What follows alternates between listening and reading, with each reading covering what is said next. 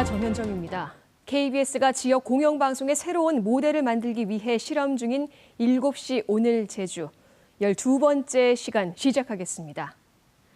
이번 주엔 버스 파업 예고로 출근길 걱정하신 직장인과 학부모들 많으셨을 텐데요. 다행히 파업 직전에 극적으로 타결돼 우려했던 혼란은 없었습니다. 하지만 우리에게 많은 고민을 준 사건이기도 했는데요. 잠시 후 팩트체크 시간에 자세히 알아보겠습니다. 10여 년간 범인을 잡지 못했던 제주 사회의 대표적 장기 미제 사건이죠. 보육교사 피살 사건에 대한 첫 공판이 제주지방법원에서 열렸습니다. 친절한 뉴스에서 설명해드립니다. 어제 끝난 전국 동시조합장 선거에서 제주에서는 무투표 당선자를 포함해 32명의 조합장을 뽑았습니다. 이 가운데 제주시 농협 고봉주 조합장 당선자와 함께 이야기 나눠보겠습니다. 먼저 오늘 주요 뉴스부터 보시겠습니다. 네, 오늘 제주에서 있었던 뉴스를 정리해드리는 뉴스브리핑 손보련입니다. 오늘은 우리 생활에 큰 영향을 미치고 있는 초미세먼지에 대해 알아보는 시간부터 마련했습니다. 미세먼지와 초미세먼지의 가장 큰 차이점은 크기인데요.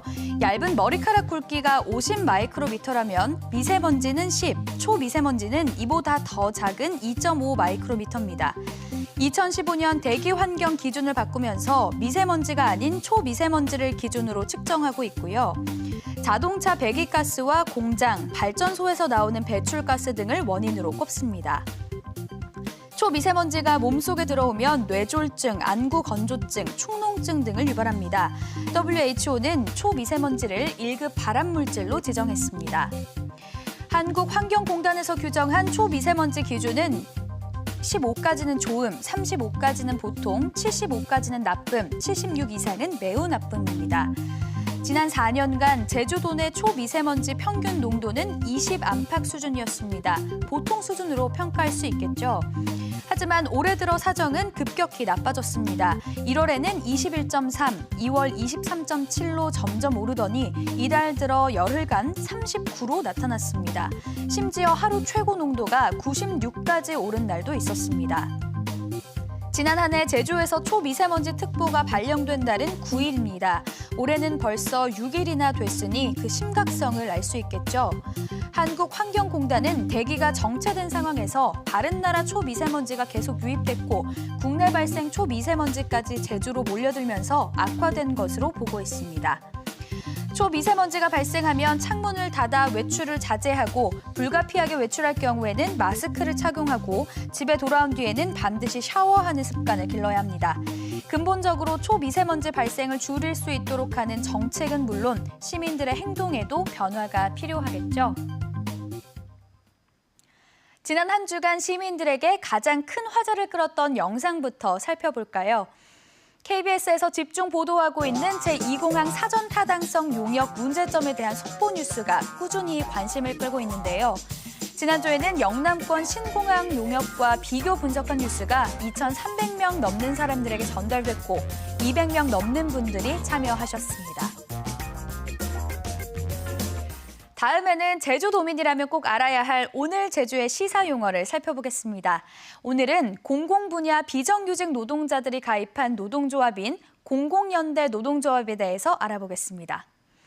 중앙정부나 지방정부, 공기업에서 일하는 공무직과 기간제, 파견, 용역 노동자이거나 아이 돌봄 사업, 보육시설, 장애인 지원 사업 등 공공사회 서비스 분야에서 일하는 노동자들이 가입 대상인데요. 최근 공공분야 비정규직 노동자들의 정규직 전환 사업 등과 맞물려서 주목받는 노동조합입니다. 제주에서는 400여 명이 넘는 조합원으로 가입한 상태인데요. 오늘 공공연대 노동조합이 제주에서 기자회견을 했는데 어떤 사연인지 잠시 뒤 리포트에서 자세하게 전해드리겠습니다. 10년 전 보육교사 살인 사건의 첫 공판이 제주지방법원에서 열렸습니다. 피고인 측은 혐의를 전면 부인했는데요. 검찰에서 제출한 수사 기록과 압수품 등에 대한 증거 인정 여부가 쟁점이 될 것으로 보입니다. 보도에 박천수 기자입니다.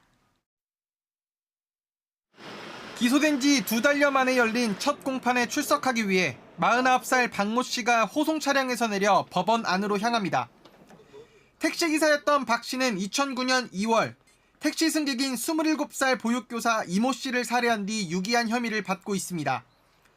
공판에서 검찰은 수사기록과 진술서 등 628건의 증거를 재판부에 제출하며 박 씨를 범인으로 지목했습니다. 반면 박 씨 측 변호인은 보육교사 이 씨를 택시에 태운 적도 만난 적도 없다며 모든 혐의를 전면 부인했습니다. 또 수사기관의 일부 압수품은 위법하게 수집한 증거로 보인다는 의견과 함께 주요 증거인 섬유 분석 결과는 재실험이 필요하다고 주장하는 등 검찰이 제출한 증거 대부분에 부동의 의사를 내비쳤습니다. 확실한 직접적인 증거는 없다는 점일 것 같습니다. 추정적으로 논리적으로 이렇게 범인을 특정했기 때문에 저희도 그 논리를 깨는 데 주력하고 박 씨는 법정에서 고개를 숙이고 묵묵히 앉아있다. 국민 참여 재판을 원하느냐는 판사의 질문에는 거절 의사를 직접 표시하기도 했습니다. 검찰은 앞으로 수사 기록과 관련해 6에서 7명 정도 증인을 신청하고 압수품에 대한 의견서도 제출하겠다고 밝혔고 박 씨 변호인도 무죄를 입증할 3명의 증인을 신청하겠다고 밝혀 치열한 법적 공방을 예고했습니다. 2차 공판은 다음 달 4일로 예정됐습니다. KBS 뉴스 박천수입니다. 앞서 시사용어 사전에서 전해드린 공공연대 노조와 관련된 뉴스입니다. 공항에서 일하는 비정규직 노동자들이 자회사 정규직으로 전환됐지만 노동자들은 오히려 반발하고 있는데요. 임금이 줄고 근무 조건은 악화됐다는 게 그 이유입니다. 노사 간 갈등의 골은 더 깊어지고 있습니다. 보도에 허지영 기자입니다. 민주노총 공공연대 노조 제주지부는 기자회견을 열고 공항공사 비정규직 노동자들의 자회사 정규직 전환 방침을 강하게 비판했습니다. 민주노총은 김포공항 비정규직 미화원 170여 명이 자회사 정규직으로 전환된 후 월급이 30만 원가량 줄고 복리후생비도 사라졌다며 노동자들의 임금과 근로조건이 악화됐다고 주장하고 있습니다. 비정규직 노동자들이 처우 개선을 하기는커녕 오히려 임금과 근로조건을 저하시켰고 한국공항공사 제주지역본부는 앞서 비정규직 미화원 노동자들과 만났고 필요하다면 앞으로도 대화를 이어가겠다고 밝혔습니다. 공항공사는 다만 노조에서 주장하는 임금 삭감이 일시적인 현상으로 기본급뿐만 아니라 상여금과 수당 등을 포함하면 노동자들의 전체 임금은 줄지 않았다는 입장입니다. 실제 지난해 기준 자회사의 평균 임금이 7%가량 상승했다는 설명도 내놨습니다. 양측의 주장이 맞선 가운데 제주국제공항 비정규직 노동자 700여 명이 당장 내년 1월부터 자회사에 편입될 예정이어서 갈등은 계속될 것으로 보입니다. KBS 뉴스 허지영입니다. 제380회 도의회 임시회가 개회한 가운데 김태석 의장은 오늘 본회의 개회사에서 제주의 환경 가치를 고려해 제2공항을 포함해 어떤 개발 사업도 과감히 유보할 수 있는 논의 구조가 필요하다면서 일방적 정책 추진은 도민을 양분시키고 양분된 도민사회에서 얻을 수 있는 건 없다고 강조했습니다. 원희룡 지사는 인사말에서 버스 파업 위기에 대해 도민에게 사과하고 미세먼지 대책과 일자리 창출 등의 예산을 확대해 지역경제 활성화하겠다고 밝혔습니다. 제2회 전국 동시조합장 선거가 어제 모두 마무리된 가운데 제주에서는 32개 조합장 당선인이 확정됐습니다. 개표 결과 무투표 당선 5곳을 포함한 32곳 조합 가운데 18곳에서 새 인물이 당선됐고 나머지는 현직이 재선에 성공했습니다. 필리핀으로 불법 수출된 쓰레기 출처가 제주로 확인된 가운데 제주시가 사회적 물의를 일으킨 데 대해 공식 사과했습니다. 제주시는 앞으로 도외 반출 때 배출부터 처리 과정까지 철저히 확인 관리하겠다고 밝혔습니다. 오늘 대한민국의 주요 뉴스도 알아보겠습니다. 사회적 참사 특별조사위원회가 가습기 살균제 피해 가정 100가구를 대상으로 심층 조사한 결과 경제적 피해 비용이 최대 540억 원으로 추산된다고 밝혔습니다. 사망과 질병으로 인한 피해 비용만 산정한 결과로 조기 사망이나 질환 같은 2차 피해를 포함하면 실질적인 피해는 더 늘어날 것으로 보고 있습니다. 공정위가 구글, 페이스북, 네이버, 카카오 등의 불공정 약관을 시정하라고 권고했습니다. 공정위는 구글 유튜브에서 회원 저작물을 광범위하게 쓸 수 있게 규정해 고객 권한을 침해했고 구글, 페이스북, 카카오에서 삭제된 컨텐츠를 서버에 저장해놓고 쓸 수 있도록 한 것도 불공정하다고 판단했습니다. 구글과 네이버, 카카오 약관에는 문제 있는 컨텐츠에 사업자 과실이 있더라도 사업자가 책임을 부담하지 않는다는 조항도 있었습니다. 지금까지 뉴스 브리핑이었습니다.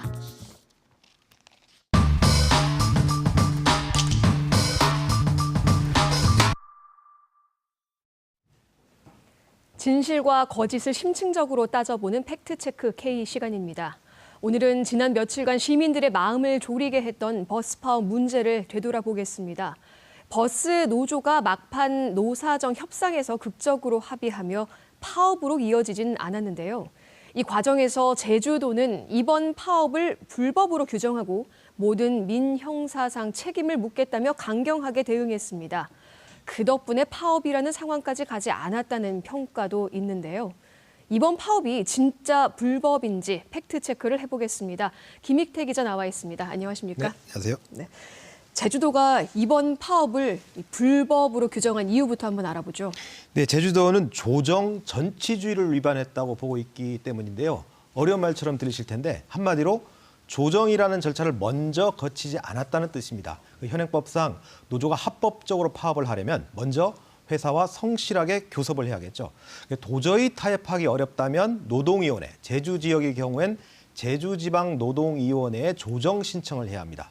이 파업에 들어가려면 반드시 이 절차를 거쳐야 하는데 이를 조정 전치주의라고 합니다. 그러면 이제 노조 측이 조정 신청도 하지 않았고 이 조정 절차를 거치지 않았다는 말인가요? 뭐 그렇게 하겠습니까? 당연히 조정 신청을 했죠. 그런데 제주지방노동위원회는 조정 마감 날인 지난 6일 노사가 성실히 교섭해서 원만한 해결 방안을 모색할 것을 권고한다. 이런 행정 지도를 결정했습니다. 노동위원회는 충분한 교섭이 이루어지지 않았다고 보고 더 성실하게 추가 교섭을 하라고 요구한 겁니다. 그러니까 이 노동위원회에서 행정 지도를 했는데 노조에서 이제 파업에 들어가겠다고 하니까 그게 불법이라고 규정을 한 거군요. 네, 그렇죠. 제주도 해석은 그런데 여기서 좀 자세한 설명이 필요합니다. 조정 신청을 받은 노동위원회는 일반 사업장인 경우엔 10일 내에, 이번 버스처럼 공익 사업장인 경우엔 15일 안에 조정안 제시, 조정 중단, 행정 지도 등 이 세 가지 선택을 할 수 있는데요. 이 노사 어느 한쪽에서 조정안 제시를 받아들이지 않거나 또는 조정 중단 결정을 받게 되면 비로소 노조는 합법적으로 파업에 들어갈 수 있습니다. 그런데 쟁점은 이번 경우처럼 교섭이 더 필요하다며 행정 지도를 내린 경우인데요. 이 경우 파업에 들어가면 불법 여부에 대해서 법률에 명시적인 규정이 없었기에 검찰은 이 민주화 이전엔 무조건 불법 파업으로 규정하고 처벌해 왔습니다. 지금 민주화 이전이라고 하셨잖아요. 예. 지금은 상황이 좀 달라졌을 것 같은데 어떤가요? 해석이 좀 달라졌나요? 네, 현대자동차 서비스 노조 파업이 있었는데 이게 2001년에 대법원 판결이 납니다. 그 이후로 법원은 일관된 입장을 견지하고 있습니다. 지금 무슨 말씀이냐면 노동위원회 조정 절차를 마치거나 조정 종료 없이도 조정 기간이 끝나면 노동조합은 쟁의 행위를 할 수 있다. 반드시 조정 결정을 한 뒤에 행위를 해야 그 절차가 정당한 것은 아니다. 이렇게 판시하는데 참 이 판결 문장 자체가 어렵죠. 네. 쉽게 풀어드리면 조정 기간만 거쳤다면 절차는 정당하다. 다시 말해서 조정 기간 아까 버스의 경우에 15일이라고 그랬죠. 네. 15일이 지났다면 절차를 모두 밟은 것으로 봐야 한다. 이런 뜻입니다. 그렇다면 이번처럼 이 노동위원회에서 행정 지도를 했다고 해도 버스 노조가 합법적으로 파업을 할 수 있다는 건데 네, 그렇죠. 제주도가 이거를 모르지 않았을 것 같은데 불법 파업이라고 주장하는 이유는 뭘까요? 예, 제주도는 이 준공영제라는 특수성을 내세우고 있습니다. 그러니까 임금 인상을 하든 근무 형태를 바꾸든 결국 도민 세금을 들여야 하는 게 준공영제 아니겠습니까? 그러니까 노사가 합의를 한다 해도 결국 재정을 지원할 주체는 제주도인데 제주도가 노사 협상에 적극적으로 참여하겠다가 밝혔음에도 불구하고 행정 지도를 무시하고 파업에 들어갔기 때문에 불법이다. 이런 주장입니다. 네. 그렇다면 여기에 대해서 제주지방노동위원회나 노조 측에서는 어떤 입장인가요? 네, 노동위원회가 제가 직접 답변을 물어봤는데 답변을 아끼고 있습니다. 네. 자신들은 행정 지도를 결정했을 뿐이지 파업의 불법 여부에 대해서는 판단할 입장이 아니라는 겁니다. 그리고 버스 노조의 상급 단체인 한국노총 제주본부는 강력히 반발하고 있는데요. 특히 이번 노동위원회 결정에 대해서 편파적이다. 그래서 노동위원회 근로자위원으로 참여한 한국노총 측 위원 13명이 모두 사퇴서를 냈습니다. 노동계에서 이번 결정을 놓고 근로자위원과 사용자위원, 공익위원 이 3자로 구성되는 게 제주도 지방노동위원회인데 이 노동위원회에서 문제를 제기하고 있습니다. 왜냐하면 다른 지방노동위원회 같은 경우에는 중앙노동위원회 위원장 추천을 거쳐서 대통령이 임명하는데 이 제주에서는 도지사가 임명하도록 돼 있다는 거죠. 그러니까 제주도에 입김해서 자유롭지 못하다는 그런 비판입니다. 아무래도 도지사가 임명하다 보니까 좀 눈치를 볼 수밖에 없겠네요. 사태는 어느 정도 파악된 것 같기도 한데 그럼 이 코너의 질문이죠. 과연 이 버스 파업 불법인가요? 아닌가요? 예, 그 노동위원회 행정 지도를 받은 상태에서 파업에 돌입하면 불법이다. 이런 주장은 거짓입니다. 이미 대법원 판례를 통해서 말씀드렸고요. 그런데 결론이 단순하지가 않습니다. 왜냐하면 사례별로 구체적으로 살펴봐야 하는데요. 이 파업의 정당성은 시기, 절차, 목적 등 세 측면에서 모두 정당해야 합니다. 그러니까 시기라는 건 충분한 교섭을 거쳐서 더 이상 타협의 여지가 없는 상태가 됐느냐 이런 거고요. 절차란 충분한 교섭이 없는 상태에서 형식적으로만 조정 신청을 하면 정당하지 않다는 겁니다. 그리고 목적은 파업의 이유가 정당하냐의 문제인데 이번에 뭐 임금 문제고 단체 협상의 문제이기 때문에 뭐 정당하다고 봐야 되겠고요. 그동안 이 버스 노사가 단체 교섭을 11차례 그리고 노동위원회 조정회의 3차례를 거쳤는데 이를 놓고서 충분했느냐 이게 이번 사례의 불법 여부를 판단하는 중요한 기준이 될 것 같습니다. 이에 대한 판단은 법원의 몫으로 남겨둬야 할 것 같은데 다만 제주도가 이번 파업 시도에 대해서 시민들 아주 부정적 여론이 높아지 않습니까? 그런데 이런 부정적 여론을 빌미로 해서 파업의 불법성을 지나치게 강조하다 보니까 이 헌법적 권리인 파업권을 너무 좁게 해석했다. 이런 비판에서는 자유롭지 못할 것으로 보입니다. 네. 이 도민 세금으로 운영되는 버스 회사에 대한 감시를 한시라도 놓쳐서는 안 되겠지만 그렇다고 해도 이 지방 정부가 파업권, 정당한 파업권까지는 제약해서는 안 된다라고 해석하면 될까요? 네, 그렇습니다. 네, 지금까지 팩트체크 K 김익태 기자였습니다. 고맙습니다. 수고하셨습니다.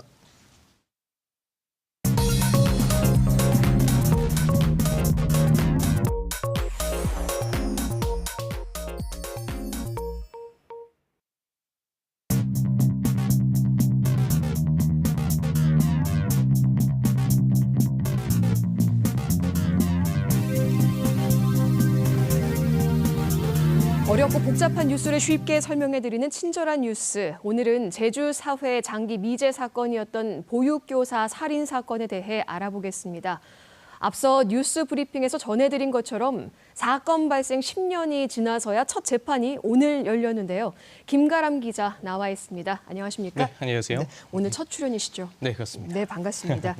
이 보육교사 살인 사건, 제주의 대표적인 장기 미제 사건이죠. 좀 설명을 부탁드리겠습니다. 네, 맞습니다. 이 보육교사 살인 사건은 말씀하신 대로 이 제주의 대표적인 장기 미제 사건으로 꼽히는데요. 벌써 10년이나 지났습니다. 2009년 1월 31일 이 보육교사로 일하던 20대 여성이 친구들과 모임을 가진 뒤 다음날 새벽 제주시의 남자친구 집으로 향했는데요. 이 남자친구와 다투고 택시를 부른 뒤 새벽 4시쯤 제주시 애월읍의 한 기지국 근처에서 이 여성의 휴대전화 전원이 꺼졌습니다. 실종 신고가 접수되자 결국 경찰은 공개 수사에 나섰는데요. 하지만 이 여성은 실종 일주일 뒤인 2월 8일 애월읍 고내봉 주변 배수로에서 상의는 무스탕을 입고 하의는 벗겨진 채 시신으로 발견됐습니다. 네. 당시 실종 사건에서 살인 사건으로 바뀌면서 대대적인 수사가 이루어졌을 텐데 이게 미제로 남은 이유가 뭔가요? 네, 이 가장 큰 이유는 이 수사의 가장 기초라고 할 수 있는 사망 시각을 특정하지 못한 점입니다. 이 경찰은 피해 여성이 실종 당시 숨졌을 것이라고 추정했지만 이 부검인은 시신 발견 시각에서 최대 24시간 이내 숨졌다는 의견을 제시한 건데요. 이 상식적으로 봤을 때 시신의 온도는 시간이 지날수록 떨어지기 마련인데 이 확인 당시 시신의 온도가 주변 온도보다 높았다는 이유였습니다. 물론 용의자가 없었던 것은 아닙니다. 오늘 첫 재판을 받은 49살 박모 씨가 당시에도 유력한 용의자였습니다. 경찰은 당시 도내 택시기사 5천여 명을 모두 조사했는데요. 경찰 추정 사망 시각에 근거한 예상 이동 경로에 있는 CCTV에 이 박 씨의 택시와 유사한 차량이 포착됐고 거짓말 탐지기 조사에서도 거짓 반응이 나왔기 때문입니다. 다만 부검의의 사망 추정 시각대로라면 이 박 씨의 알리바이는 확실했기 때문에 사건은 결국 해결되지 못했고 수사본부도 3년 만에 해체됐습니다. 네, 결국 결정적인 증거가 있지 않았기 때문에 이렇게 사건이 해결되지 못했던 것 같은데 영구 미제 사건으로 남을 수도 있었을 텐데 경찰이 본격적으로 재수사를 시작하게 된 계기는 뭔가요? 네, 일명 이 태완이법으로 2015년 살인죄 공소시효가 폐지되면서 이 전국적으로 미제 사건에 대한 관심이 높아졌기 때문인데요. 제주지방경찰청도 이름의 중요 미제 사건 수사팀을 신설하고 보육교사 살인 사건에 대한 본격적인 재수사에 착수했습니다. 먼저 경찰은 사망 추정 시각을 특정하기 위해 전국에서 최초로 동물 사체를 활용한 실험을 했는데요.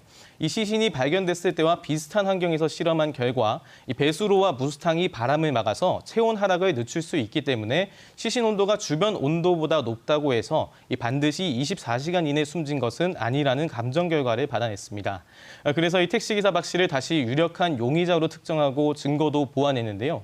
이 과학기술의 발전에 힘입어서 박 씨와 피해 여성이 입었던 옷에서 서로의 옷과 이 비슷한 소재의 미세 섬유가 나왔다는 사실도 이 새로운 증거로 제시했습니다. 네, 그런데 이 택시기사 박 씨를 체포한 장소가 제주가 아니라 경북 지역이었다고 하는데요. 이거 말고도 좀 행적이 좀 이상하다든지 이런 것들이 있었을 것 같아요. 네, 맞습니다. 이 박 씨는 사건 이듬해인 2010년 9월에 이 제주도를 떠나서 강원도에서 공사 현장 관리인으로 일했다고 하는데요. 이 사실상 은둔 생활을 했습니다. 2015년부터는 소재지 불명으로 주민등록도 말소됐고 또 다른 사람 명의의 휴대전화를 쓰거나 이 별다른 의료 기록조차 남기지 않는 등 자신의 존재를 최대한 숨겼습니다. 경찰은 수소문 끝에 지난해 초 박 씨가 건축 사업을 하기 위해 경북 영주로 떠난 사실을 확인하고 지난해 5월 박 씨를 체포했습니다. 이 검거 다음 날에는 박 씨에 대해 강간살인 혐의를 적용해 구속영장을 신청하면서 이 사건이 어느 정도 가닥이 잡히나 했는데요. 정작 법원이 이 박 씨에게 석연찮은 점이 있긴 하지만 제출한 자료만으로는 범죄 혐의가 충분히 드러나지 않는다면서 구속영장을 기각했습니다. 이 경찰에서 야심차게 준비한 사망 시점은 초동 수사 단계에서도 같은 시점을 전제로 수사를 한 적이 있었고 또 미세 섬유 역시 피해자가 입었던 옷의 재질과 비슷하긴 하지만 다를 수 있다는 겁니다. 결국 9년 만에 체포된 용의자는 다시 풀려나게 됐습니다. 다시 풀려나고 네. 7달 뒤에 이 박 씨에 대한 구속영장이 다시 발부가 됐죠. 결정적인 이유가 무엇이었을까요? 네, 이 경찰이 전략을 수정한 건데요. 이 첫 번째 구속영장 때는 사망 추정 시각에 무게를 뒀다면 두 번째 구속영장 때는 미세 섬유 증거에 초점을 맞췄습니다.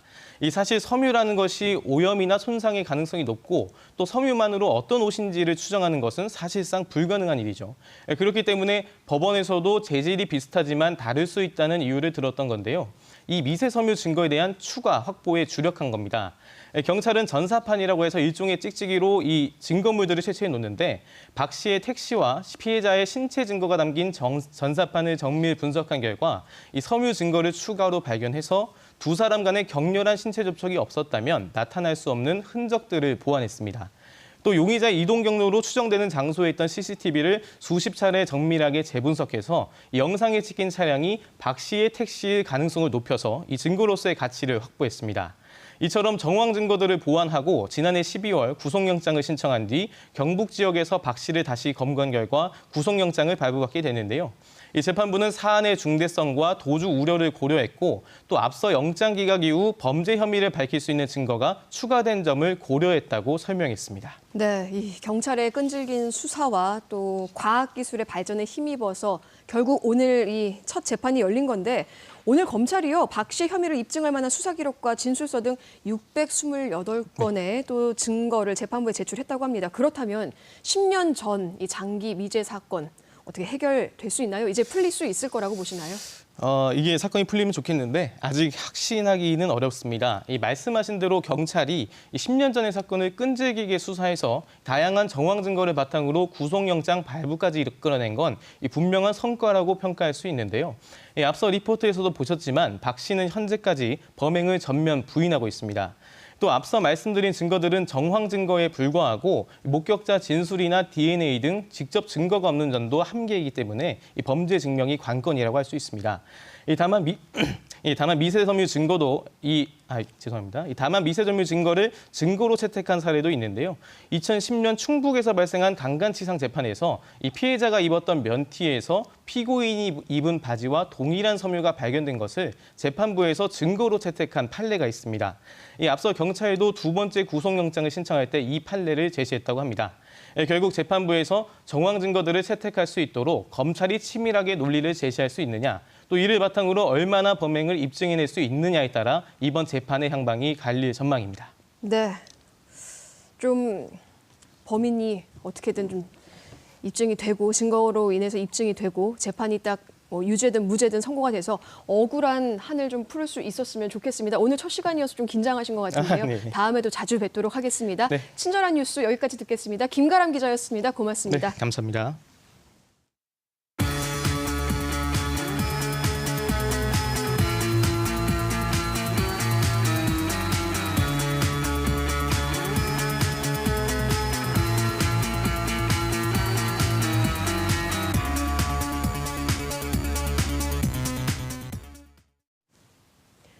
임기 4년의 조합장을 뽑는 제2회 전국 동시 조합장 선거가 어제 종료됐습니다. 제주에서는 무투표 조합 5곳을 제외하고 27개 조합에서 선거가 이루어졌는데요. 오늘 짤막대담에서는 가장 치열한 선거를 치렀던 곳이죠. 10,000명 넘는 조합원의 총 자산은 2조 원으로 1,000여 개 전국 지역 농협 가운데 5손가락 안에 들 정도의 규모를 자랑하는 제주시 농협의 15대 조합장이 될 고봉주 당선자를 모시고 얘기 나눠보겠습니다. 안녕하십니까? 예, 안녕하십니까? 네, 먼저 축하드립니다. 예, 고맙습니다. 네, 오늘 받으셨죠? 그 당선자. 예, 당선증을 오후 네. 2시에 받았습니다. 네, 오늘 아주 기쁘실 것 같은데요. 선관위에서 위탁해서 치러지는 이 전국 동시 조합장 선거 이번이 2번째입니다. 하지만 여전히 선거운동 방법이 제약돼 있어서 운동하기가 쉽지 않았을 텐데요. 알릴 수 있는 방법도 참 제한적이고 현직 조합장에게 유리한 구조였죠. 그럼에도 어떻게 조합원들의 표심을 잡았다고 스스로 평가하시나요? 예, 뭐 제시된 공약도 중요했지만 그런 우리 문자나 카톡, 이런 페이스북을 통한 홍보가 주요하지 않았나 하는 생각이 됩니다. 또 어떤 방법들을 쓰셨나요? 직접 뭐 조합원을 찾아다니는 게 가장 발품을 파는 게 가장 주요했습니다. 네, SNS로는 선거운동이 좀 허용이 됐었죠. 예, 예. 그리고 이제 문자와 전화가 안 되는 건가요? 아니면 전화가 안 되고 문자는 가능한 건가요? 전화는 본인만 할 수 있고요. 본인만. 네. 예, 문자는 또 사진이나 동영상은 안 되고 네. 그 글자만 보내야 되고 또 이런 페이스북이나 카톡 같은 거는 그 사진을 넣어도 되기 때문에 네. 하여튼 선거가 상당히 어려웠습니다. 네, 그러니까 SNS를 이용해서 예. 좀 어느 정도 홍보를 하셨다는 예, 예. 말씀이시군요. 이 조합장 선거는 예비 후보자 제도도 없고 선거 운동도 금방 말씀하셨지만 뭐 전화도 본인만 가능하죠. 공개 토론회도 이번에 할 수 없었고요. 그래서 깜깜이 선거라는 우려도 나왔습니다. 이 당선자께서는 이 조합장 선거 제도 앞으로 어떻게 개선해야 된다고 보시나요? 방금 말씀하신 것처럼 깜깜이 선거라 본인만 할 수 있는 선거이기 때문에 상당히 그 후보자는 그 조합원에게 알릴 기회가 없고 또 조합원은 또 어떤 후보자들이 어떤 그 공약을 가지고 나오는지를 알 수가 없어서 서로가 불만의 소리가 많았었습니다. 그래서 이런 부분은 지금 국회에 계류 중이다 그럽니다만 빨리 개정이 돼서 가족만이라도 이렇게 홍보운동할 수 있는 그런 기회가 됐으면 하는 바람입니다. 네, 아무래도 정말 기존 조합장에게 유리하지 않은가 하는 생각이 드는데 아무래도 좀 본인을 알리기 위해서 이런 좀 공약을 썼다. 이런 본인만의 또 선거 공약이 있을 것 같습니다. 아무래도 많은 분들이 모르시는 분들도 있으실 것 같아요. 선거 운동이 제대로 이루어지지 않았기 때문에 오늘 이 자리에서 임기 4년 동안 꼭 이루고 싶은 공약을 한 3가지 정도 조금 더 있다면 더 꼽아주실 수 있을까요? 그 소통을 통한 깨끗한 농협 구현이고요. 아마 그걸 첫째로 보면 그런 거를 만들기 위해서 공평한 인사 제도를 통한 그 안정적인 조직 강화, 그리고 우리가 수출론가 육성, 또 그리고 조합원 및 직원에 대한 복지 증대, 아마 크게 나누면 3가지 정도로 줄일 수 있겠습니다. 네, 이 경제 사업에서는 좀 어떻게 보고 계신가요? 앞으로 어디에 중점을 두고 어떻게 실현해 나가야겠다 좀 계획이 있으실까요? 어쨌든 조합이 가장적인 목표가 조합이 생산한 농산물을 잘 팔고 또 소득을 조합원에게 만들어주는 게 가장 중요한 목표라 생각됩니다. 그러기 위해서는 네.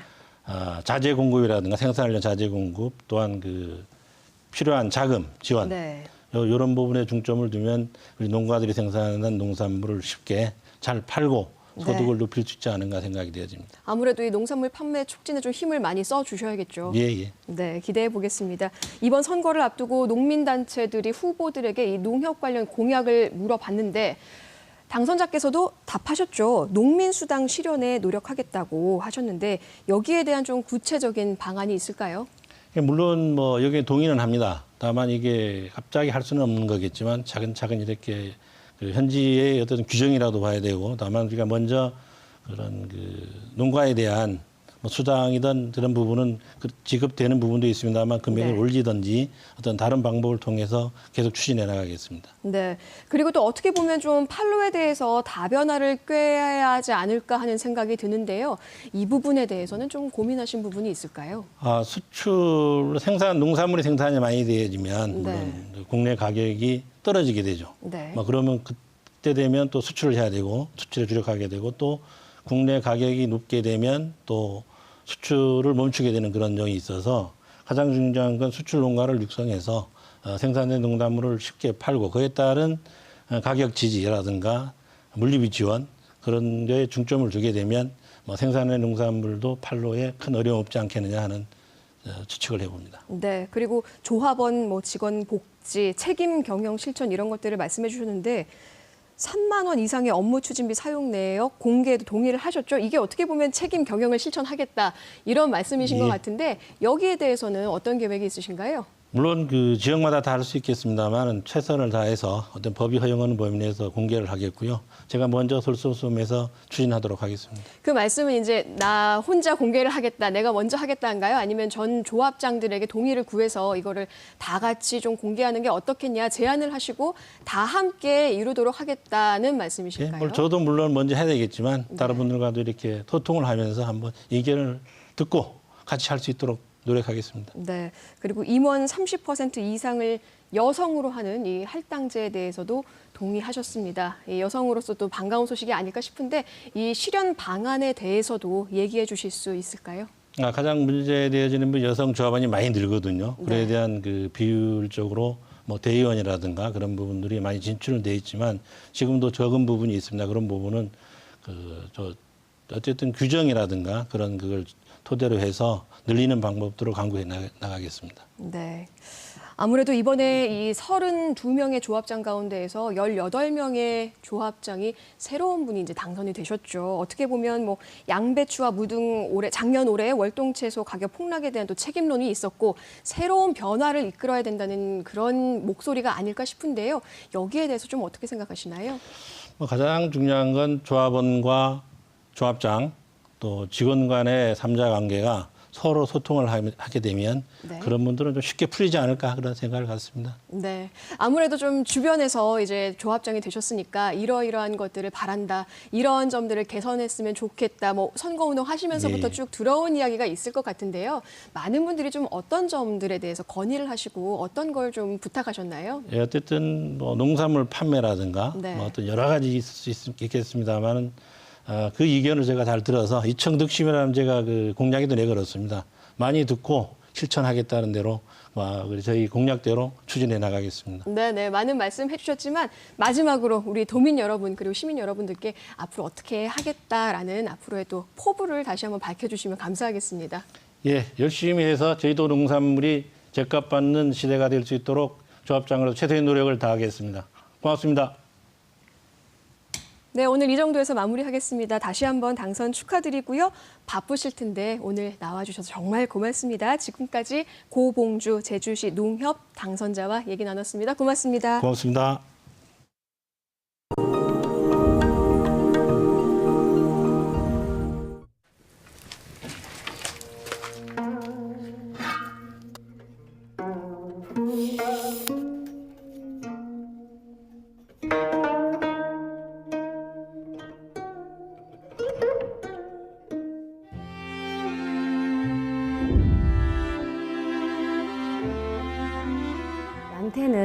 조선시대부터 남자분들이 머리에 얹어서 썼던 갓의 차양 부분을 만드는 게 양태라고 합니다. 제주도 말로는 고운 양태라는 뜻인데 고운도 곱다라는 뜻에서 유래가 됐다고 합니다.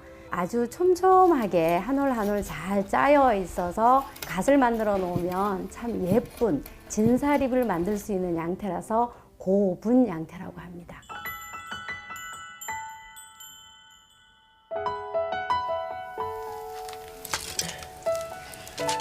대나무를 삶으면 그 대가 좀 부드러워져, 이 대나무가. 그러면 이제 그거 소띠 이제 하루 삶아서 말린 다음에는 이 씨를 빠고 이거 만드는.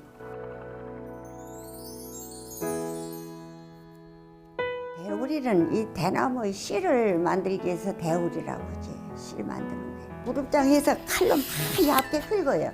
얇게 막 긁은 다음에 그걸 칼로 또 이제 막 일일이 다 찍어서 이제 밀어야 이 실이 나와요.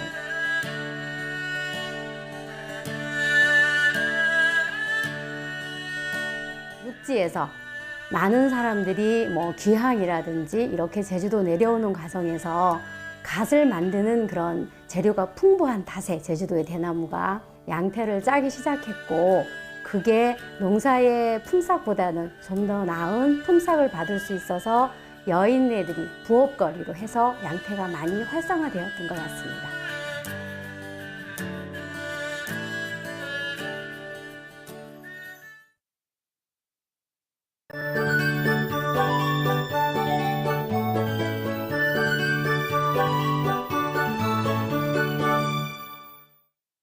오늘 종일 맑고 화창한 날씨 속에 공기질도 양호했는데요.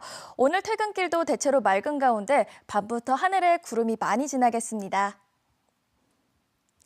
내일은 종일 하늘빛이 흐리겠는데요. 아침부터 오후까지 가끔 비가 오겠습니다. 예상 강수량은 5에서 최대 20mm로 예상됩니다. 낮 동안 비가 오는 지역엔 돌풍과 함께 천둥, 번개도 치겠습니다. 오후부터는 바람도 강하게 불겠는데요. 밤에는 강풍특보도 내려지겠습니다. 비닐하우스 등 시설물 관리와 안전사고에 주의하시기 바랍니다. 다음은 내일의 기온과 해상 날씨입니다. 내일 아침 최저기온 5에서 8도 분포로 오늘 아침보다 2에서 3도 정도 높겠고요. 낮 최고 기온은 13도에서 14도 분포로 오늘과 대체로 비슷하겠습니다. 내일 오후부터 제주도 전해상과 남해 서부 먼바다에 물결이 최고 4m로 매우 높게 일겠고요. 바람도 강하게 불겠습니다. 밤부터는 풍랑특보도 내려지겠고요. 돌풍과 함께 천둥, 번개가 치는 곳도 있어 해상활동 하시는 분들은 각별히 유의하셔야겠습니다. 이 시각 제주공항은 맑은 가운데 제주기점 항공편은 정상 운항되고 있습니다. 주간 날씨입니다. 내일 바람이 강하게 불기 시작해 모레 아침에는 체감온도가 뚝 떨어지겠고요. 다음 주 월요일에도 기압고래 영향으로 비 소식 있습니다. 날씨였습니다. KBS가 지역 공영방송의 새로운 모델을 만들기 위해 실험 중인 7시 오늘 제주의 12번째 시간. 이제 마무리할 시간입니다. 저희들은 4월 1일부터 매주 저녁 7시, 월요일에서 목요일까지 여러분과 만날 수 있도록 준비하고 있습니다. 지역 공영방송의 새로운 모델을 만들기 위해 실험 중인 7시 오늘 제주에 그 무엇이든 주저하지 마시고 주문해 주시고 또 응원 부탁드립니다. KBS의 주인은 시청자 여러분입니다. 다음 주 목요일 저녁 7시에 다시 뵙겠습니다. 고맙습니다.